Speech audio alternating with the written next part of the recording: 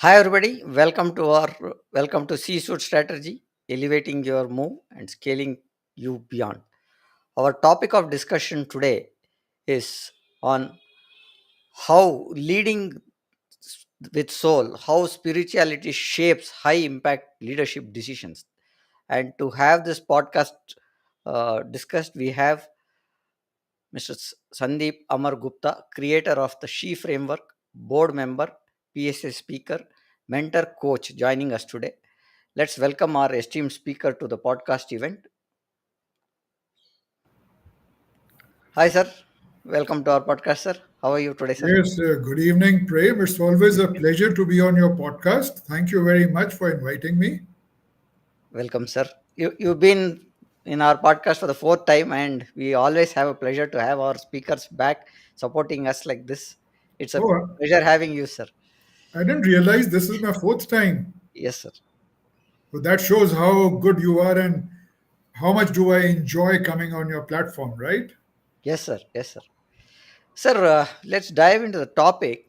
Now, why should a result driven leader even care about leading with soul in the first place, sir? What do you mean to say leading with the soul, right?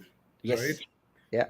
Now, to answer your question, we got to look at what is leading by the soul.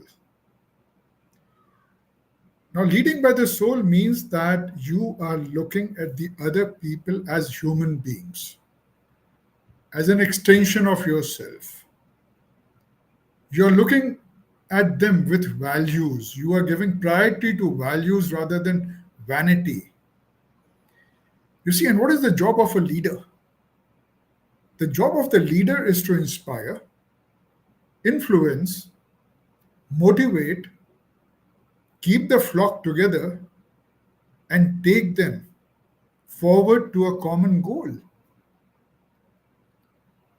Now, let me ask you a question, Prem, and to your audience. If your boss looks at you as a human being, values you, includes you on one hand, on the other hand, your boss is arrogant, is a slave driver, whom would you give your hard work for? Whom would you support? Sir, I would support the person who's giving me more opportunity and encouraging me to do more, sir.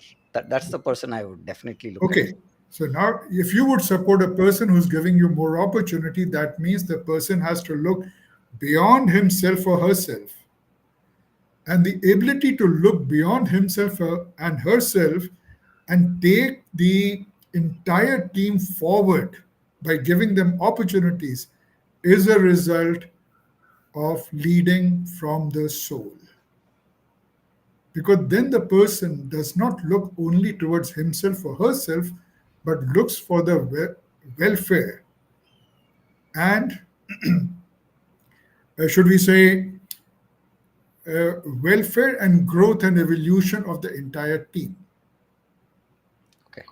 So, does that answer your question? Yes, sir. It does. It does. Yeah. So, what we are saying is a person who gives us the platform to grow, experiment, and do something and supports us is a person whom we should look at. And that's what we talk about leading with soul. Am I right in saying that, sir? Yes. Well, that's one aspect of it. One There are aspect. other aspects also, but Okay. yes, to answer your question, that's an important aspect. Thank you, sir. What in what is in for me is always a question that is being asked in most of the discussions that we, as a team member, as a manager, or a C-suite executive, when my boss brings spirituality into decision making. Okay, that's a very interesting question, and a lot of people do ask, what is spirituality? Spirituality is all about knowing why do you think the way you think and act, and moving from selfishness to selflessness. Okay. If my boss brings in spirituality to the workplace, which means he's doing away with selfishness or trying to do away with selfishness and moving the team towards selflessness, there's more camaraderie, there's more mutuality, there's more support with each other. The culture changes. You are motivated, you are encouraged to contribute more, which gives you an opportunity to grow.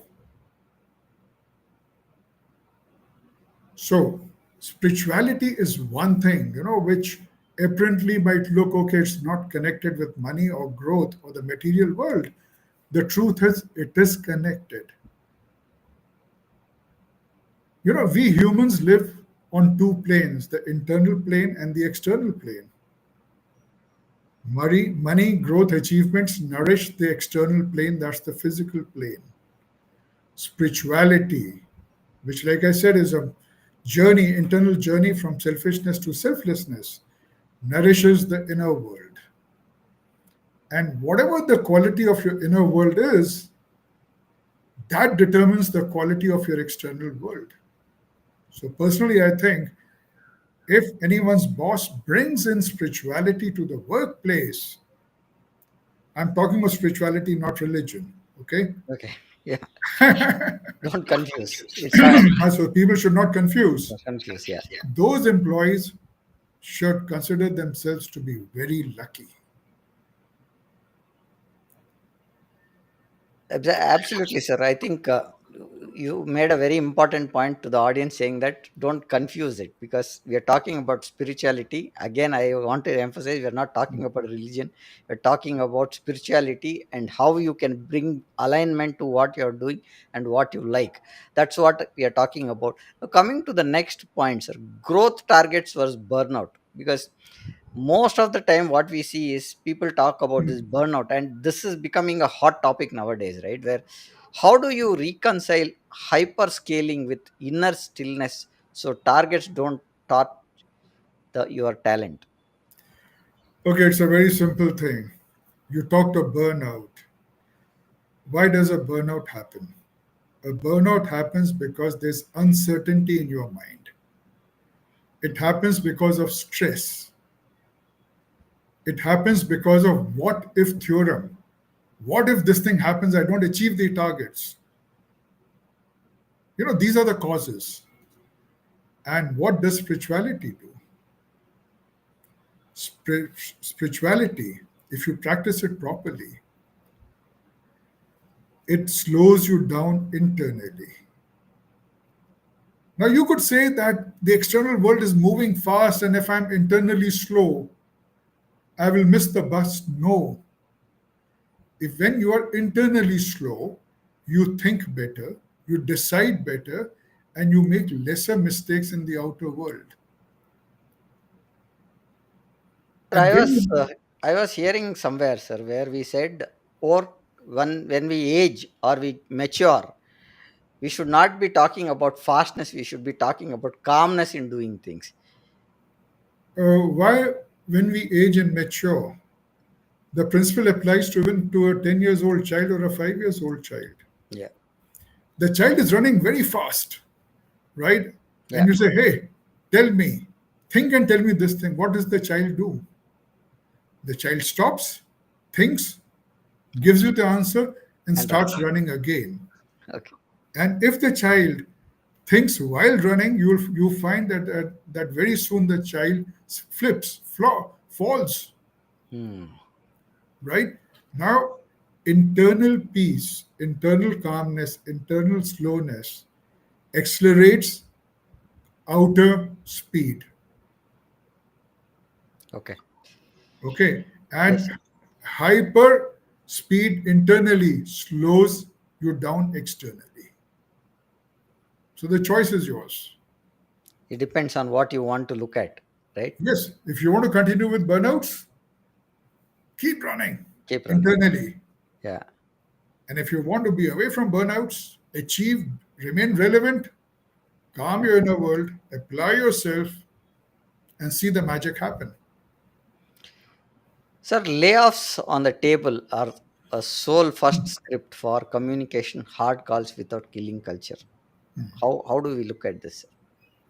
Well, layoff is a very, say, traumatic experience. You see, it's not only asking the person to go, or it does not affect one person, it affects the entire family of the person. Yeah. You see, if 100 people are laid off, probably 500 get impacted. Now, if the leader is leading with the soul, layoffs will still happen, Hmm. but he or she, can reduce the impact, the psychological impact on the person through talks, through explaining things, through showing empathy, to helping the person upskill himself or herself, or helping the person to get another job. But whereas a person who's not leading from the soul just comes and give you the pink slip and says you're not required from tomorrow. Yeah. So what we've seen is most of the cases the other way only, sir. They come out and they say, from tomorrow we don't need you, kind of stuff is what we've seen. But as a leader, you look at path of showing them to grow and keep them consistent without having a challenge is what I think that you are referring to. Am I right in saying that, sir? You're right, you see. And secondly, Prem, in our life, in business, everything is relationship. Yeah. It is not transaction.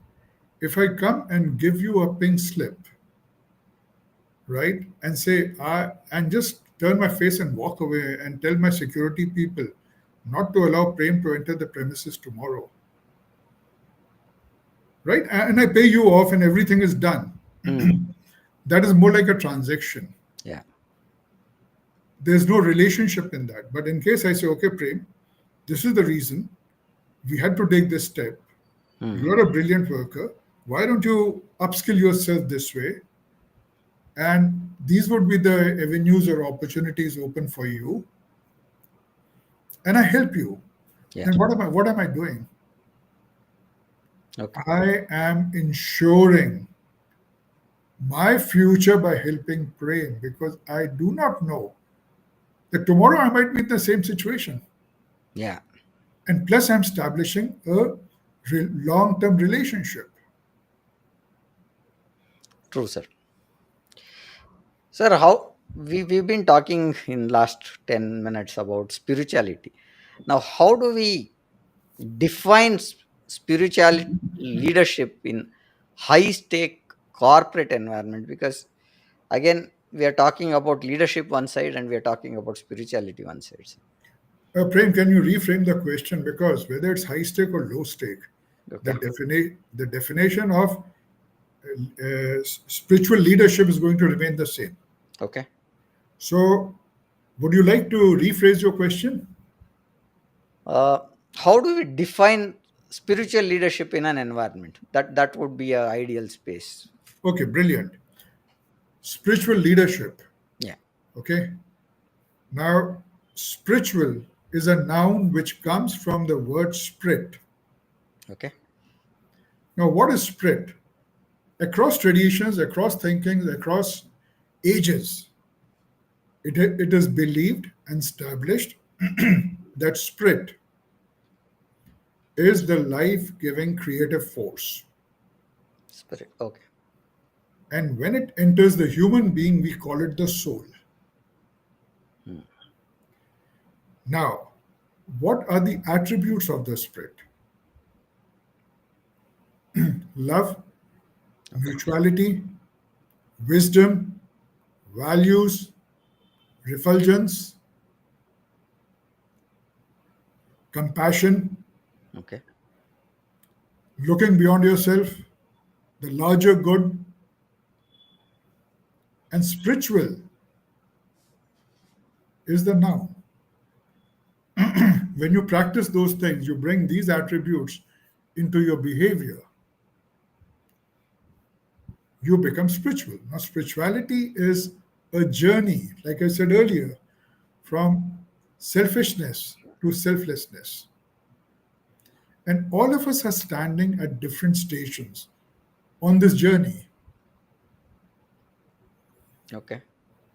Therefore, the spirituality could differ, but by definition, we could say when the leader brings in the characteristics of the spirit into his behavior and leads, it is spiritual leadership. Okay. Sir, somewhere we've been talking spirituality, but how can we look at an insight where spiritual leadership can help in decision making, sir? Spiritual leadership in decision making, there could be n number of ways it could help. A spiritual leader is always inclusive. Okay. Decisions are usually participative. Hmm. Okay. A spiritual leader has a lot of support from his team. The team is just standing firmly besides him. So even when a spiritual leader takes a hard decision, which sometimes becomes very essential in business, right? He gets or she gets full support. So this is the way, you know, a spiritual leader handles hard decisions. Number two, a spiritual leader, places values over vanity. A spiritual leader also thinks in the larger canvas, looks at the larger picture and joins the dot. He or she is always ready to explain the why Hmm. behind the decision so that there's no turbulence in the team. Sir, how can a leader be rooted in the values when business only talks about wins, quick demands of leads and stuff, sir? That how do we look at that part? You mean to ask me that how can we transform a leader, right, Yeah, who is totally driven by the bottom line and the top line, exactly. who's totally driven by the Excel sheets, right? Yeah, numbers. Numbers into Yeah, a person who gets the qualitative dimension or the human dimension also into play. yeah. You see, unless and until the person wants to change himself or herself, you can't do anything. You can take the horse to the river, but you can't force the horse to drink. Let's remember that thing. Yeah, I've got this in many discussions where you say you can take the horse to the pond, but you cannot force it to drink. It Yes. has to decide whether it has to drink or Okay. not. Now the thing is, let me share with you an example, a real case study of, I think it was New Bank, California. Okay. It was going down and it was in the reds, and they hired a person called Vincent. And Vincent was supposed to turn around banks. So Hmm. the first year, the Vincent comes in and he turns around, and everyone is very happy. But when the employee satisfaction survey is taken, a lot of people are pointing fingers at Vincent, and they're saying we are not very happy. Now Vincent says, okay, since I was rough, since I've turned things around, since I took some hard decisions, it's very natural that the employees are disturbed. They'll settle down. Hmm. Okay. Next year, again the survey is taken, and this year, 90% of the people want Vincent out. Hmm. Okay. So that really disturbed Vincent, and he was very angry. He said, "Look, I've saved their jobs, I've turned around the bank, I've done so much for them. Still, they're not respecting me." And then he realized that his behavior was like a bulldozer. He didn't explain the whys behind his decision. He did not talk to people. He was only driven by numbers. And once he realized this, he started working upon himself. And within 1 year,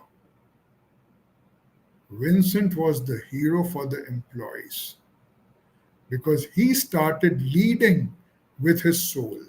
He started seeing people as people. He started giving them opportunities. He started hearing them out. He started behaving with them the way he wanted them to behave with him. And that changed the entire. And this way, Vincent developed the most productive team the bank had ever seen. Sir, your point of mentioning is that there are two scenarios that we took, one with the numbers and one with the people centric approach. Am I right in saying that, sir? Right? And the transformation happened only because of Vincent.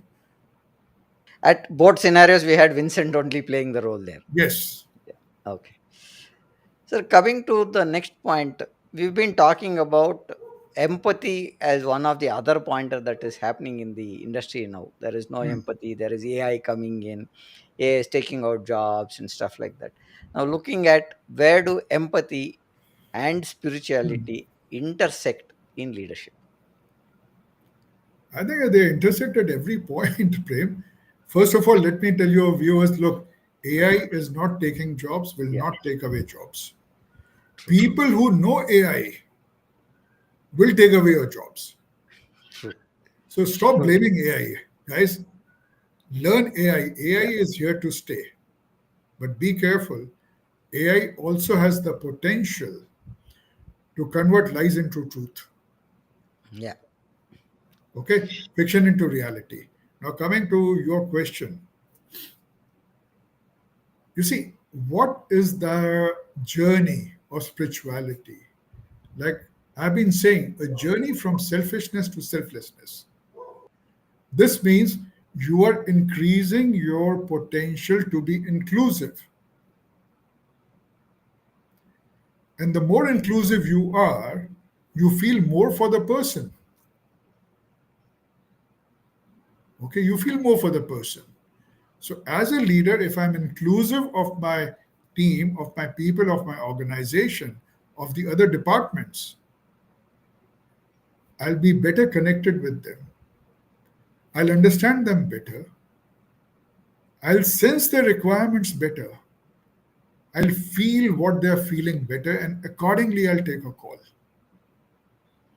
But in case I'm a slave driver, like Vincent was Yeah. in the first year, my decisions would be different. I remember, I was working for a company in Calcutta. So in between, I was very disturbed, and my output was not what it used to be.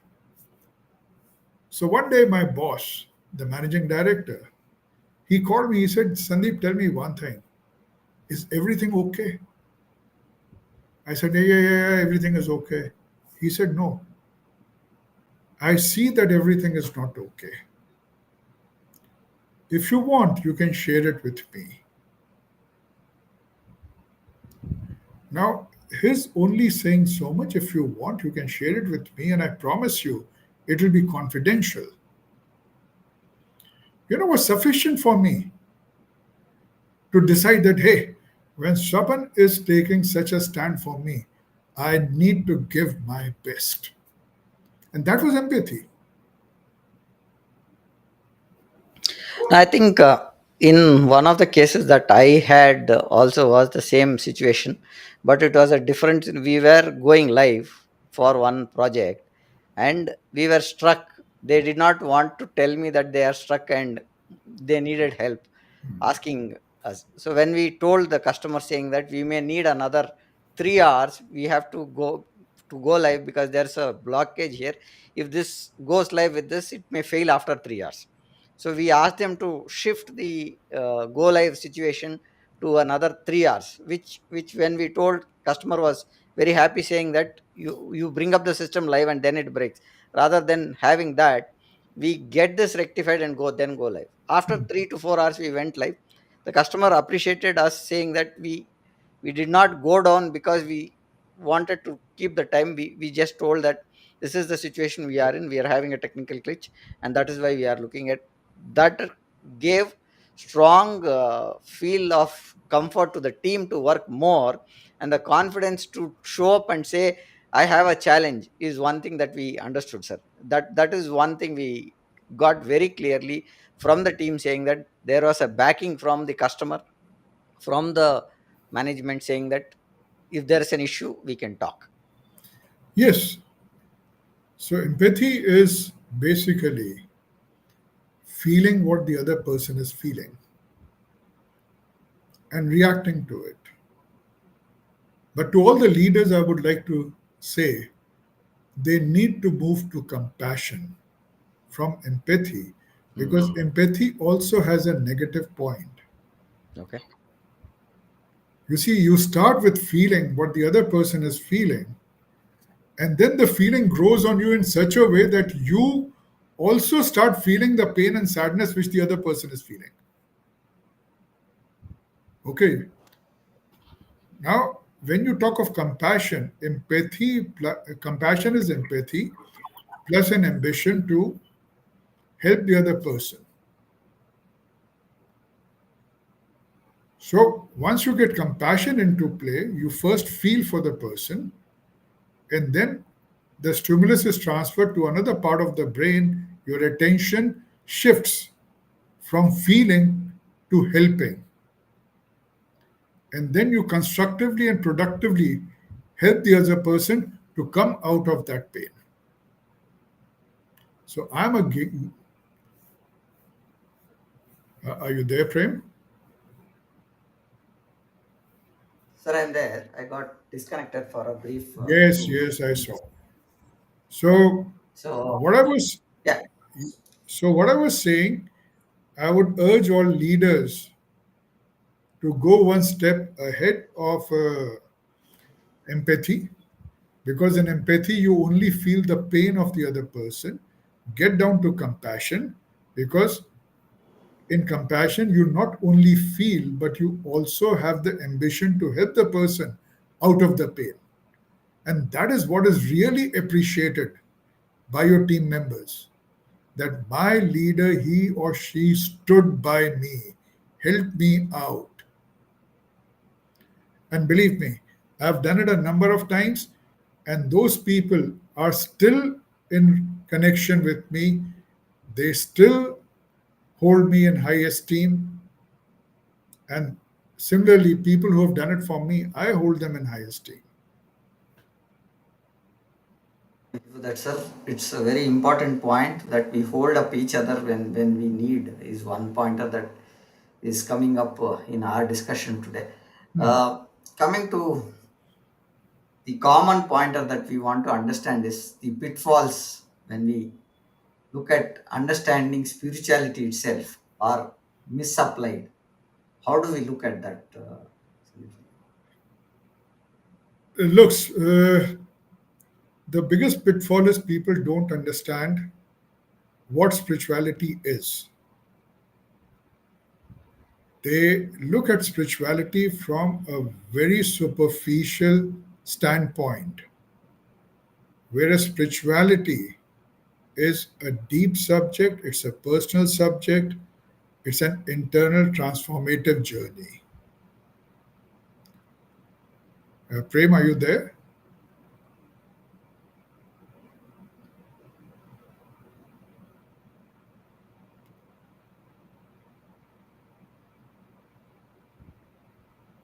Prem?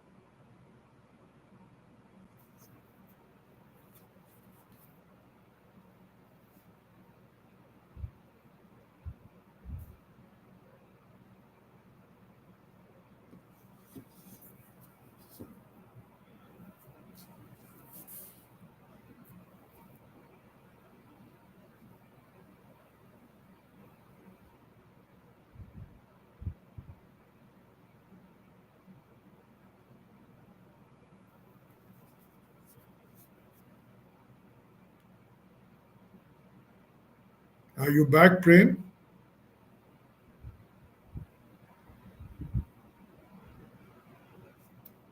Prem, I can't hear you. I cannot hear you, Prem.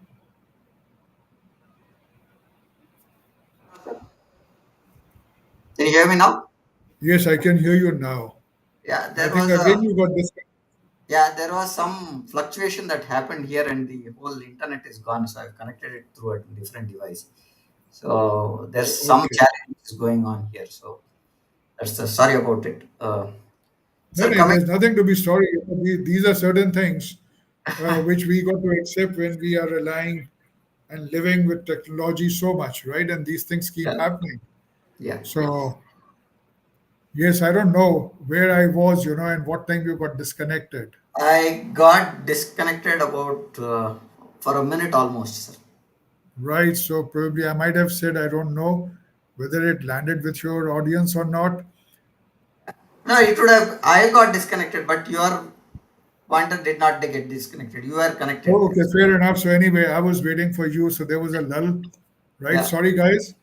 I Sorry was just about it. waiting for Prem to join back.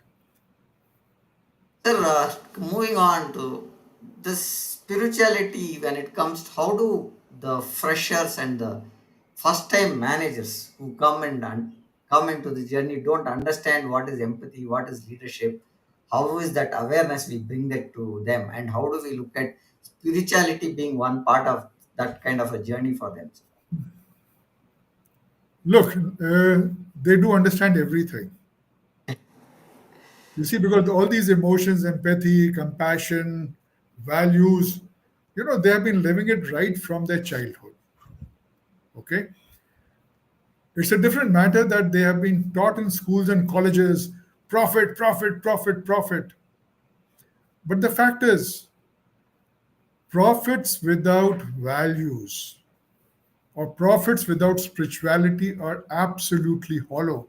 They don't go, they don't travel for long. And let me share an example with you.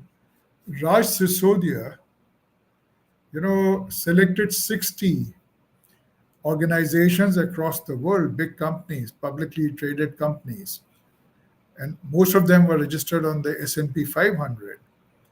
Now, these groups or companies are those who inbuilt love and mutuality in their business strategy. Love in their business strategy.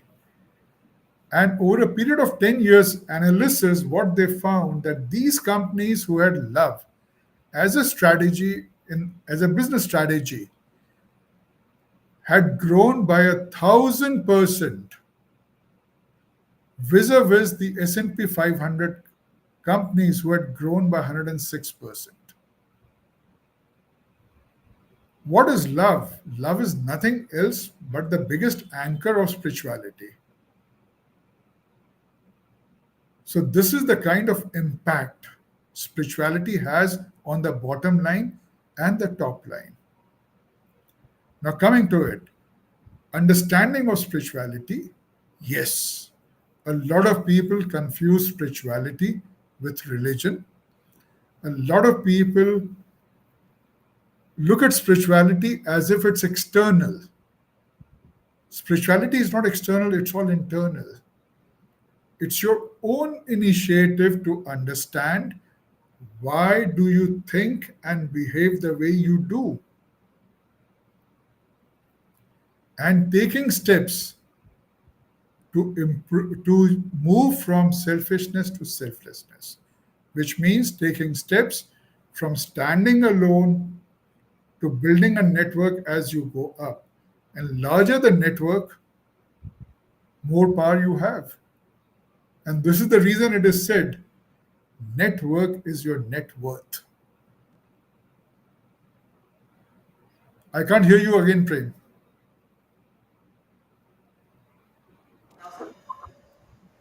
Now, sir, can you hear me? Yes, I can. Yeah.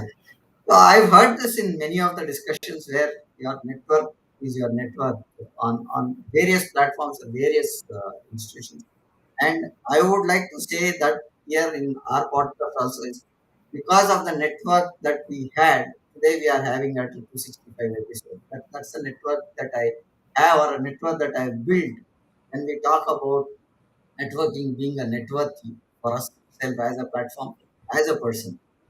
So I completely agree with that. So coming to the next point, what role does silence or reflection play in shaping leadership daily decisions? Look, number one, spirituality is not about silence. Okay. You see, spirituality is all about participation. Hmm. So when you say this thing, it seems you're confusing the internal silence, that's the chattering of the mind, with external silence. No, Okay. there are two voices working in us simultaneously, the voice of our soul and the voice of our body or the mind. The voice of the body or the mind is much louder and aggressive vis-a-vis the voice of the soul, which we call intuition, which comes as a whisper. So when we say internal silence, what we mean is to put the mind chatter aside and listen to the whisper of the soul. Okay. Now, this does not translate into external silence. I might choose to be silent externally depending on the situation. But from where is that decision coming not to speak at the moment? That is coming from my internal silence.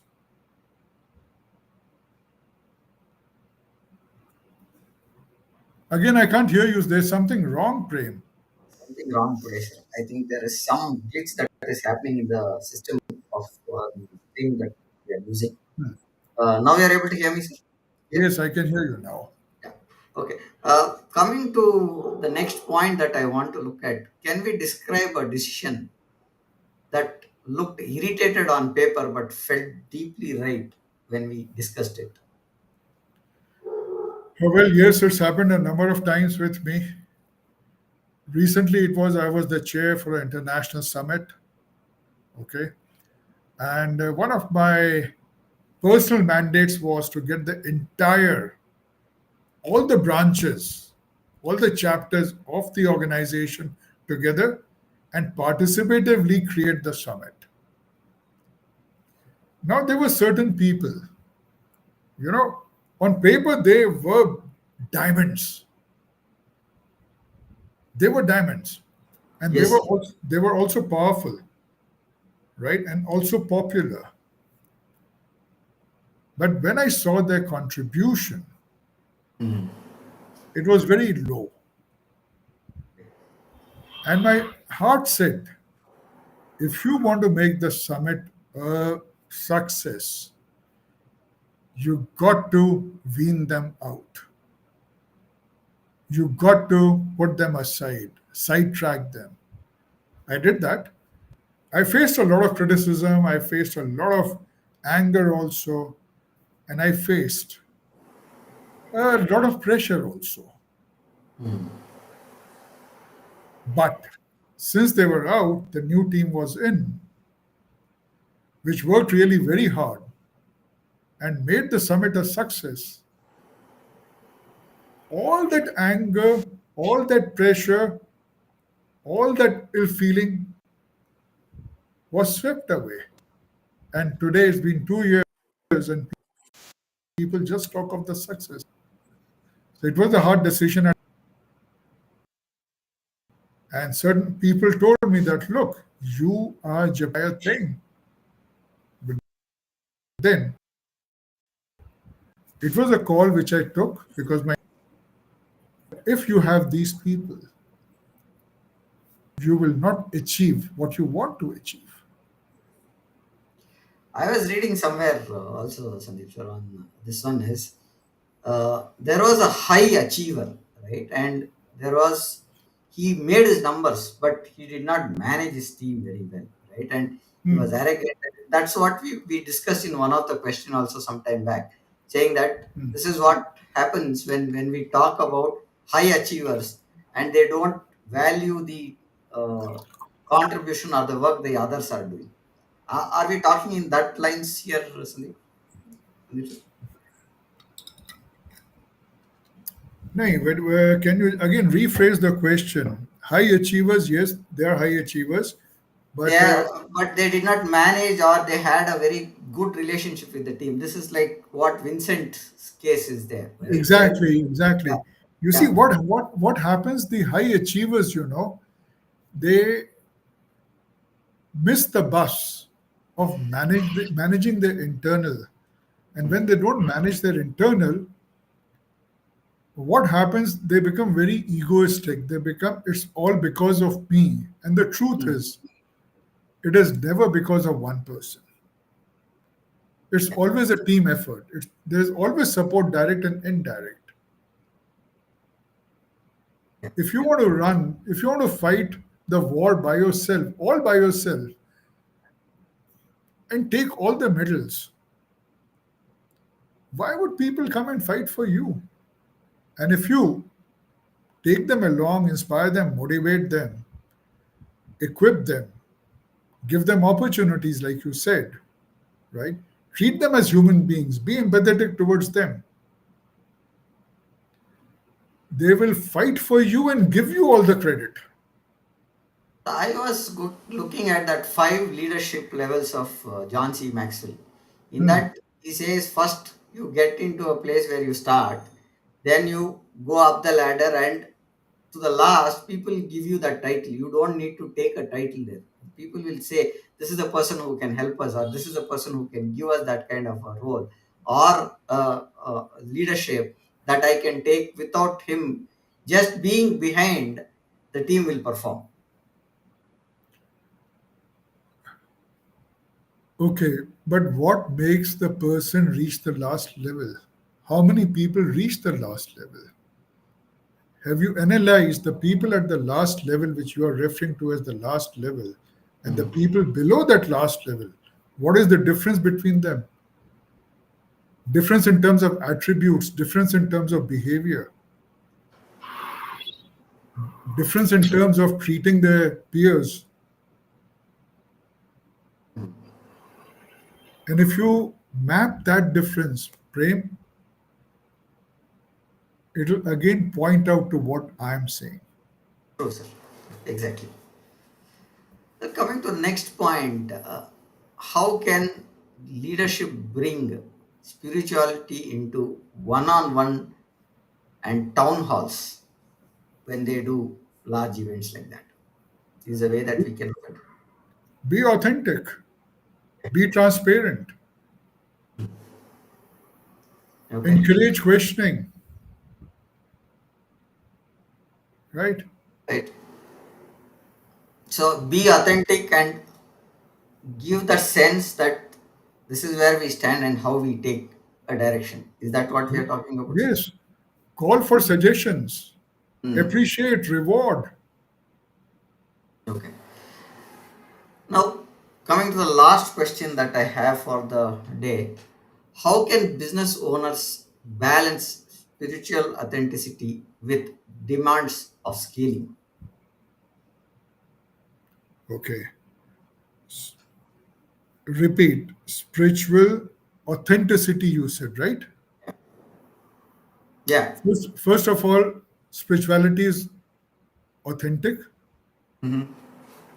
it is very much there, it is a phenomenon which you got to learn, okay, which you got to practice. And as you practice, internal changes happen which open up new avenues for you. Now, to give you an example, Steve Jobs, in his autobiographical essay, he says, you do not know how, uh, what word should I say? It is that our mind is running like a horse in all directions. And once you learn to quieten it, you start seeing new horizons, new opportunities, you start seeing new realities. Okay. It does take time to quieten it, and he attributes his entire success to quietening of the mind and seeing and acting on the basis of those opportunities which he saw. Because what happens, let me give you a little bit of neuroscience. When you quieten down, you are releasing your attention. You are breaking the vicious cycle. Opportunities are all around. When your attention is free, it automatically recognizes more opportunities. When it's in a rut, it only sees what it wants to see. So one pointer that I learned or heard about is the leaders listen to a lot and they speak last, right? That's one thing. When you said opportunities, are we talking that space where we see, you hear people's views, and finally you are able to see opportunities where you can take decisions in a right way? Are we talking in that sense? No, I am talking of the internally you feel. Okay. I'm talking of that internal sense. Okay. It is something like this. As you become more inclusive, right, your network expands. Now, let me take an example of a 10-story building. You're standing on the ground floor. What can you see? Only the compound within the fence or the boundary wall. So that is your total reality, and you're operating as per that reality. Then you go to the second floor. Now you can see a little beyond the fence. So your reality changes. And you get to know about the forces which are working upon the reality inside than forces which are coming from outside the boundary wall. Now you go to the sixth floor, it further expands. So now you have started realizing, appreciating, and seeing new forces. You go to the terrace, you can see everything. Okay, this is what happens. So whenever a situation comes in front of you, immediately you start seeing what is not obvious. Whereas 90% people see what is obvious, you see what is not obvious. Not always. And then you see beyond what is not obvious also. In photography, what we I'm an avid photographer, so I look at, when they said is, when you focus on something, you look at only one. When you move yourself from that focus, you see a larger gamut, right? And Exactly. the pointers of focus vary, and the images that you can bring in are variety, right? So that's what, as a camera guy, you focus on only a person. You only see at that pinhole that person. When the lens opens, you cover the surroundings, the background, the colors that are there naturally visible, and a bigger picture. And the other thing, what happens when you practice spirituality and you go up the ladder, Hmm. the intuition also starts working.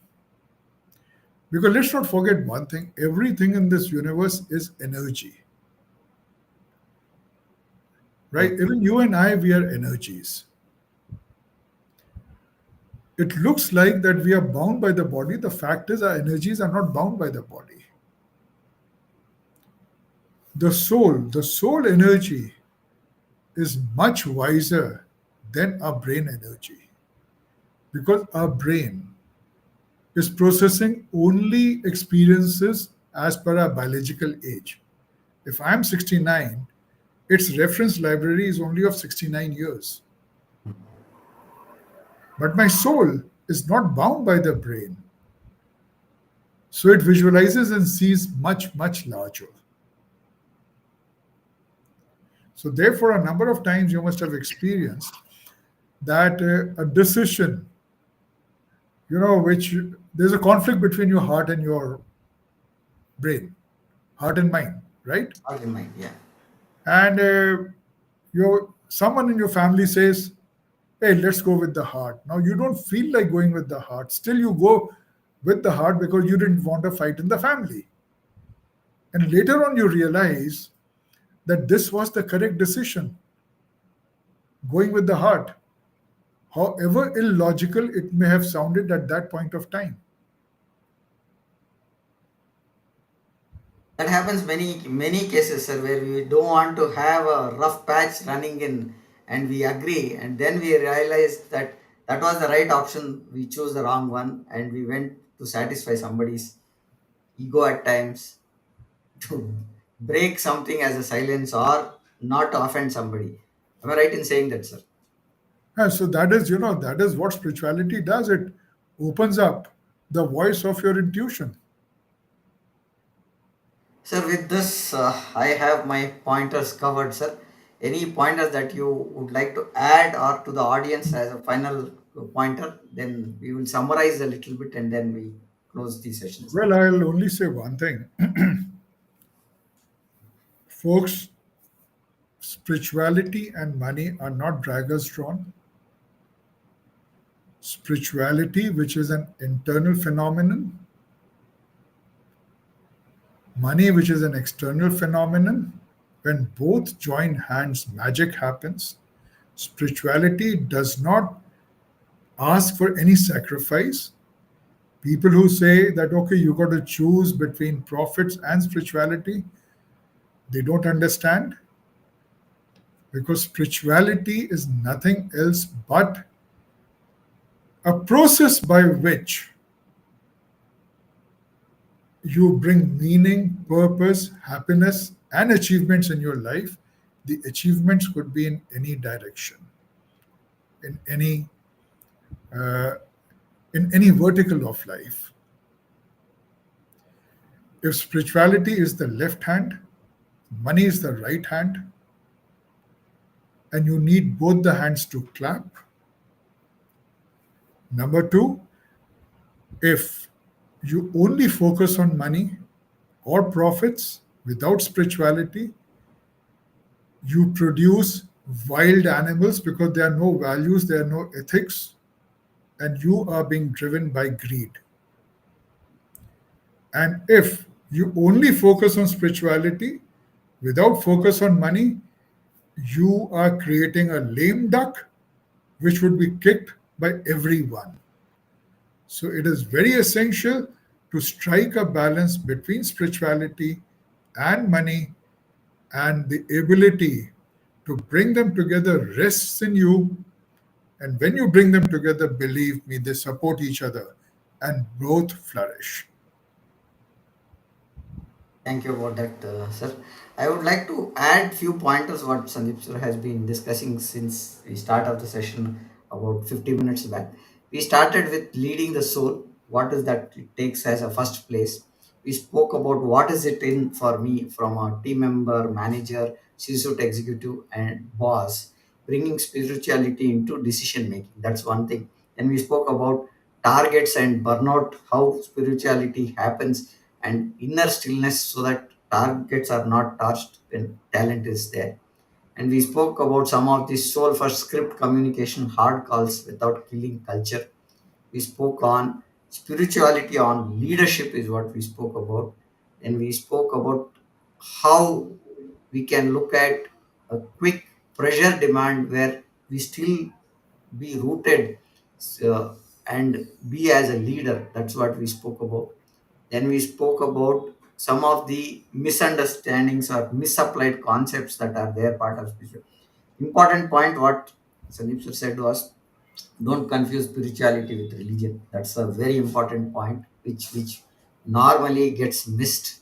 And then we spoke about how to manage spirituality and leadership, empathy across the organization. That's what we discussed in the overall 50 minutes of our discussion.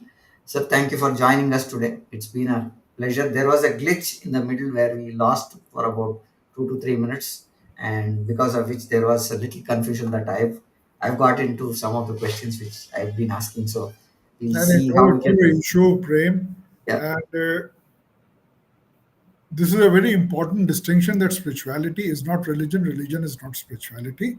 And the reason is very simple: spirituality does not need religion to survive, but religion needs spirituality Christianity to to survive. survive. So that's a very important point for the audience. Sir, with So, this, I would like to conclude the session, and I would like to tell the audience we have streamed this session to LinkedIn, YouTube, Facebook, and Instagram. Hope you found this discussion valuable. Our next podcast is scheduled tomorrow at 263 episode, which is on a technology talk that we are talking about, and we will see you tomorrow at 6:30. Sir, thank you for being on the show today. This we would like to conclude the show, sir. thank you.